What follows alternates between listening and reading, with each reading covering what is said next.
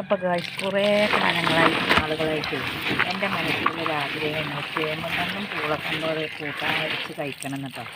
അപ്പോൾ ആഗ്രഹം ഇന്ന് പോവുകയാണ്. അപ്പോൾ ചേമ്പും പൂളയും കിട്ടാനില്ലാത്തത് കൊണ്ടൊന്നുമല്ല കേട്ടോ വെക്കാത്തത്.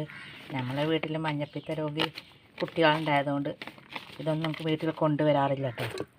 അപ്പോൾ ചേമ്പും അടിയും പൂള മേലെയായിട്ടിട്ട് ഇനി ഇതിലേക്ക് ഉപ്പും വെള്ളം ഒഴിച്ചത് അടുപ്പത്ത് വെക്കാം കേട്ടോ. കൂട്ടാനൊക്കെ നല്ലോണം വന്നിട്ടുണ്ട് കേട്ടോ. ഇനി ഇതിലേക്ക് വേണ്ട തേങ്ങ അരച്ചതും കൂടി ചേർത്തെടുക്കുകയാണ്. തേങ്ങയും പച്ചമുളകും ചെറിയ ജീരകം കൂട്ടാൻ റെഡി ആയിട്ടുണ്ട് കേട്ടോ.